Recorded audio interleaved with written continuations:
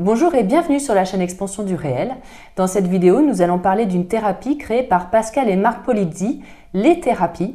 Donc celle-ci travaille sur nos stress traumatiques enfouis afin de les faire disparaître et de supprimer les blocages de nos vies. Donc Pascal, avant de nous parler de l'E-thérapie, est-ce que vous pouvez nous raconter en quelques mots votre parcours? Comment vous en êtes arrivé à mettre au point cette pratique? Bonjour.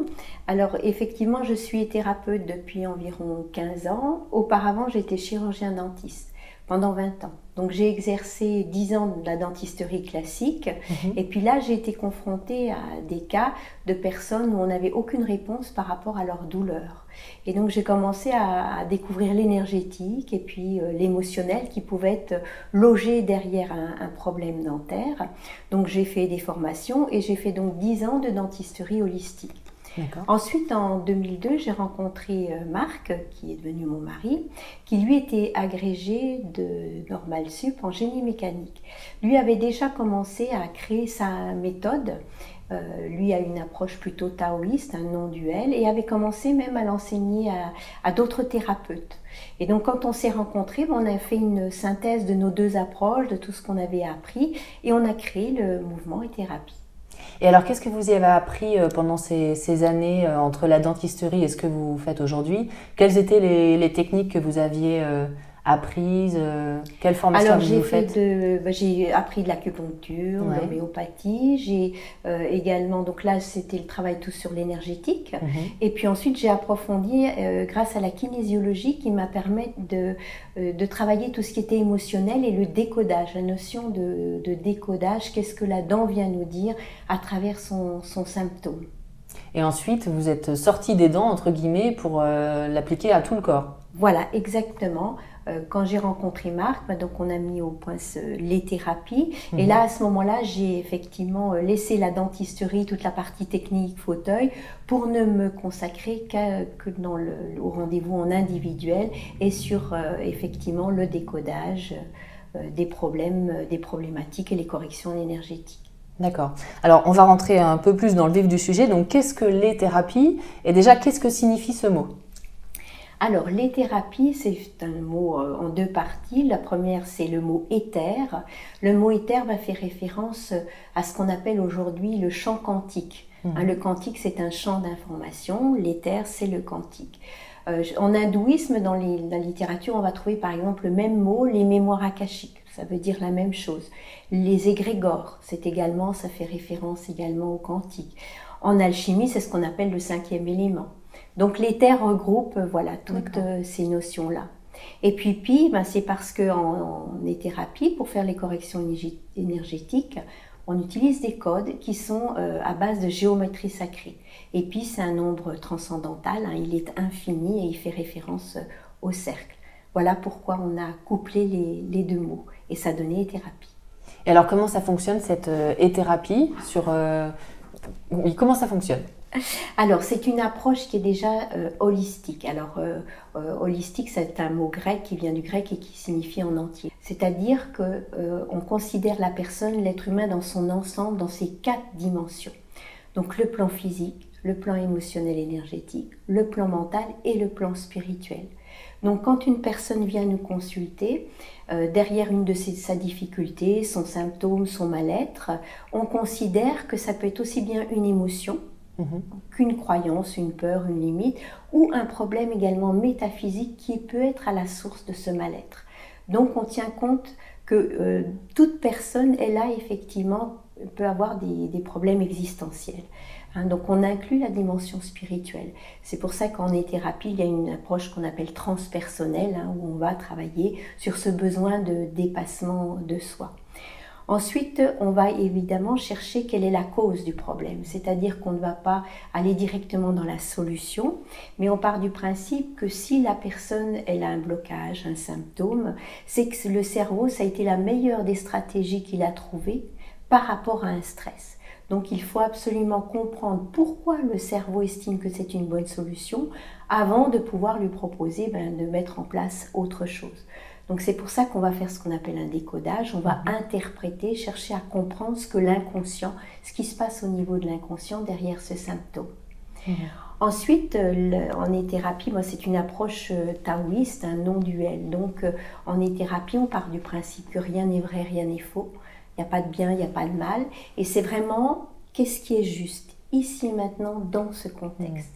Donc, on va aborder la personne avec cette référence-là. Et alors, quels outils utilisez-vous? Alors, l'un des principaux outils qu'on va utiliser en thérapie, c'est ce qu'on appelle le biotest. Donc, le biotest, on sait que le corps, il connaît la réponse à ce qui est bon pour lui. C'est-à-dire que si vous mettez le corps en présence d'une information qui est bonne pour lui, il réagit. De même que si on met en présence d'une information qui est négative, ça crée un stress et il y a une réaction. Donc, il y a beaucoup de thérapeutes qui utilisent des biotests. Les plus connus, ça va être ceux qui sont utilisés par les acupuncteurs, par exemple le pouls chinois.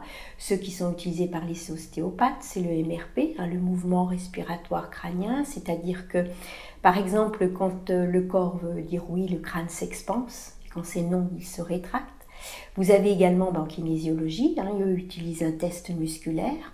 Donc si on demande, on pose une question ou on donne une information au corps qui est stressante, le muscle s'affaiblit, donc le bras tombe. Et puis si par contre c'est l'inverse, ça renforce la personne, le muscle reste fort. Donc on peut vraiment communiquer avec le corps, la mémoire cellulaire, l'inconscient. Vous avez également des tests qu'on connaît très bien, c'est le test radiesthésique avec un pendule, ou les tests qui vont utiliser comme dans la méthode ACMOS, les antennes de l'Escher. Donc on utilise un biotest. Donc ça, en thérapie, c'est vraiment essentiel, parce que ça va nous permettre de rentrer dans la subjectivité de la personne. Chaque personne, c'est un univers à part entière qui va être extrêmement complexe. Donc, pour pouvoir accéder, rentrer dans cette subjectivité, il faut pouvoir mettre de côté son propre système de référence. Si par exemple on est face à une personne qui a une religion différente ou une autre culture, pour pouvoir s'adapter à elle, le biotest va nous permettre ça. C'est-à-dire qu'on va vraiment poser des questions et le test, il nous dit oui, non, ceci est juste pour cette personne. Donc même si c'est une croyance qui nous est étrangère, mais pour la personne elle est constructive, à ce moment-là, on laisse cette croyance, on n'y touche pas. Donc il y a cette notion de subjectivité, il y a la notion d'écologie. C'est-à-dire que si on imagine que la personne arrive, c'est comme une pelote de laine qui est pleine de nœuds. On sait très bien, si on a déjà essayé de défaire cette pelote de laine, qu'il y a des fois où on peut défaire un nœud, mais en réalité on en crée plein d'autres après, ailleurs. Donc là, le biotest nous permet vraiment de trouver quelle est la porte d'entrée qui va être accessible aujourd'hui avec la personne telle qu'elle nous arrive, de façon à pouvoir déprogrammer ce qui est disponible aujourd'hui. Donc on ne force rien, on dit en thérapie, on ne cueille que des fruits mûrs. Et le biotest, il nous emmène vers ce qui est mûr et disponible. Et au fur et à mesure, on va avancer, puisque l'objectif, effectivement, ça n'est pas de supprimer des systèmes de compensation, et puis que la personne elle s'écroule. Donc il faut vraiment être très vigilant. Donc le biotest, ça crée une sécurité pour le patient, mais également pour le praticien, parce que si on a par exemple une idée mais qui est une projection d'une de nos problématiques, le biotest va nous dire non, c'est pas une bonne idée, donc on laisse tomber et puis on va chercher autre chose. C'est en ça que vous êtes toujours juste, entre guillemets, parce qu'à aucun moment vous appliquez un dogme ou quelque chose comme ça. Vous suivez vraiment chaque personne dans son univers. Voilà, parce qu'effectivement, si on prend par exemple un livre de décodage, le livre de décodage, il va s'appliquer à 2/3 des personnes. Mais il y aura toujours un tiers d'exception. Donc ça va être important de savoir si cette personne ne rentre pas dans les 2/3 du livre, il va falloir pouvoir l'aider. Donc ça c'est très important, parce que si on prend par exemple le cas d'un problème dentaire, dans les livres de décodage, si on prend l'incisive centrale, une dent du haut, on va vous dire c'est la dent du père. Et là le biotest il va être très important, parce qu'il va nous dire est-ce qu'il s'agit du père biologique? Est-ce qu'il s'agit du père émotionnel, du père affectif? Est-ce qu'il s'agit d'un père dans le plan intellectuel, donc un mentor? Ou est-ce qu'il s'agit du père spirituel? Donc là, c'est plutôt la relation au divin. Donc vous voyez, déjà là, ce sont 4 notions qu'on ne trouvera pas dans le livre de décodage. Et là, le biotest va nous permettre tout de suite de voir la problématique, à quel niveau elle se situe. Donc le biotest, c'est vraiment très important. Alors en thérapie, bien sûr, il y a d'autres outils. On va utiliser par exemple le rêve éveillé. Donc ça, c'est vraiment très important parce que quand il y a des situations où il n'y a pas de solution. La solution n'existe pas. Et pourtant, il faut bien pouvoir faire quelque chose. Et là, le rêve éveillé va nous permettre de mobiliser les ressources dans l'inconscient. C'est un outil qui va permettre de mettre le lien entre conscient et inconscient. Et l'inconscient va commencer à montrer quels chemins vont être possibles, par exemple. On va pouvoir utiliser aussi les métaphores. Donc là aussi, on va plutôt s'adresser à l'hémisphère droit. Par le biais de la métaphore, soit un dessin, soit un conte, on va pouvoir faire passer un message. Donc voilà, on a toutes sortes d'outils de ce type en thérapie. Et alors, combien de séances sont nécessaires en moyenne? Alors, il y a un petit cycle de base de 4 séances. Les 2 premières séances, elles sont très importantes parce que c'est ce qu'on appelle, nous, la pile intérieure. Au début de notre histoire, au moment de notre conception, l'énergie de vie, elle est parfaite. Sinon, il n'y aurait pas d'incarnation, il n'y aurait pas d'enfant. Puis ensuite, il y a la vie intra-utérine, où là, selon notre sensibilité, selon la mère que l'on va avoir, si c'est quelqu'un qui garde pour elle ses angoisses, ses peurs, etc., le fœtus, il peut déjà enregistrer un certain nombre de programmes au niveau de son inconscient. Il y a le moment de l'accouchement, où là aussi on sait très bien que les conditions d'accueil de la mère d'un enfant sont loin d'être idéales. Donc on peut arriver aussi au moment de l'entrée dans la vie avec des programmes. Et puis il y a toute la petite enfance, où là on n'est absolument pas conscient de qui on est. Et la seule façon qu'on va avoir de se construire, c'est en se basant sur les feedbacks que nous renvoie notre entourage. Donc on va se construire uniquement en fonction de références externes.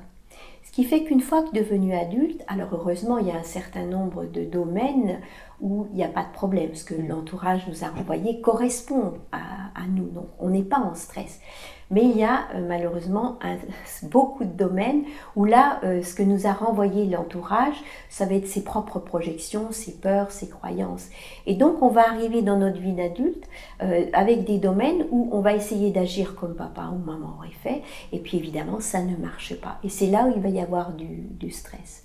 Donc en thérapie, c'est vraiment très important, les 2 premières séances, de remettre la personne en référence interne.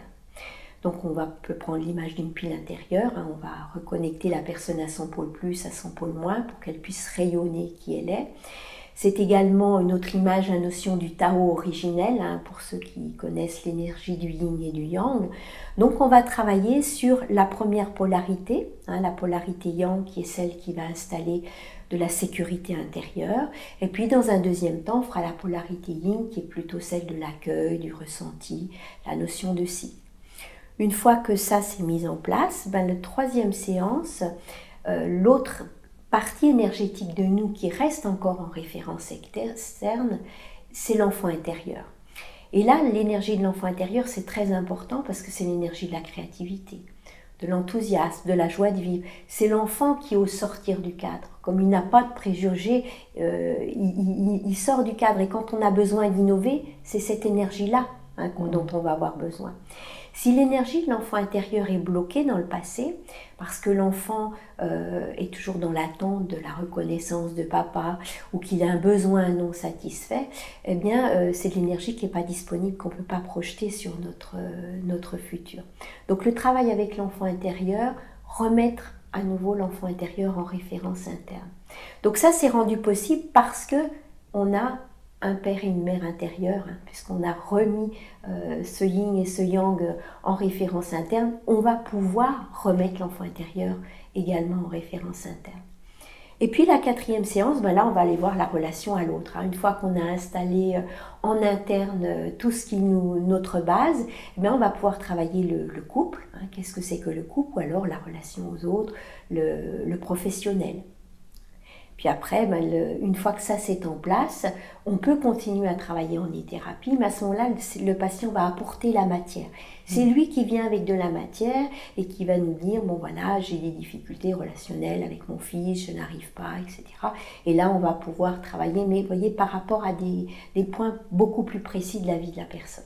En fait, il faut 4 séances pour remettre les choses en ordre, on va dire, Et ensuite, aller dans le plus spécifique. Voilà, tout à fait. 4 séances de base qui vont nous permettre d'éviter de travailler dans de la surcompensation. À partir du moment où la personne est sur ses références internes, tout travail qu'elle fasse, que ce soit en e-thérapie ou dans une autre pratique, elle est sûre de ne pas être dans de la compensation ou de créer des surcompensations.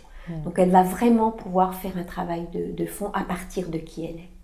Et alors justement, dans quelles circonstances la plupart des gens viennent vous voir? Quelles sont les pathologies, les problèmes dans leur vie qu'on peut résoudre en e-thérapie? Alors c'est très variable, hein. Vous avez des gens qui vont venir en nous disant ben voilà, je suis à un carrefour de ma vie et puis je n'arrive pas à ressentir qu'est-ce qui serait bon pour moi, ou alors je me sens perdue. Ou quelqu'un qui veut être en réorientation professionnelle. Vous avez les personnes qui arrivent et qui vont vous dire au niveau professionnel tout va bien, mais par contre c'est un désert affectif. Vous avez les personnes qui viennent d'une rupture et qui disent ben voilà, je voudrais comprendre ce qui s'est passé, pourquoi il est parti, et puis surtout comment faire pour que ça ne se reproduise pas. On a des personnes qui arrivent parce qu'elles sont arrivées au burn-out. Donc là aussi, il y a tout un travail pour se reconstruire et comprendre pourquoi on est arrivé dans le burn-out. On peut voir aussi des personnes qui vont arriver en nous disant j'ai tout pour être heureux. Un job intéressant, je m'entends bien dans mon couple, des enfants en bonne santé, et pourtant je ne suis pas heureux. Donc là on va être dans un stress métaphysique. Il y a la notion de sens de la vie. Il faut trouver à quoi sert ma vie sur Terre. On a des enfants, des parents qui arrivent avec des enfants où tout allait bien et tout d'un coup l'enfant arrive dans des comportements un peu irrationnels, ça marche plus à l'école.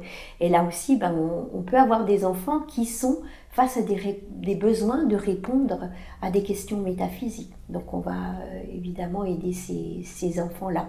Donc ça peut être vraiment très large, très varié, des symptômes physiques, une personne qui n'arrive plus à dormir, une douleur dentaire, vous voyez, un problème digestif. Donc le panel est très large, sachant qu'effectivement nous on est spécialisé dans la partie métaphysique, pour répondre, accompagner la personne à trouver sa réponse, puisque bien évidemment on a tous une vision de la spiritualité et là l'objectif c'est d'arriver à trouver sa réponse à ces questions-là. Et puis on a également des personnes qu'on appelle hypersensorielles, qui elles aussi, c'est très compliqué. Ce sont des personnes qui vivent et ressentent tout en amplifié. Donc là, on va les accompagner pour gérer cette hypersensorialité et puis arriver à ce que ça puisse devenir un plus dans leur vie. Alors, si on veut plus d'informations sur les thérapies et si on veut vous consulter, vous avez un site internet. Donc, on peut vous trouver sur www.ethérapie.fr. Très bien. Merci beaucoup Pascal pour toutes ces informations sur les thérapies. Et puis merci à vous de nous avoir suivis et à bientôt.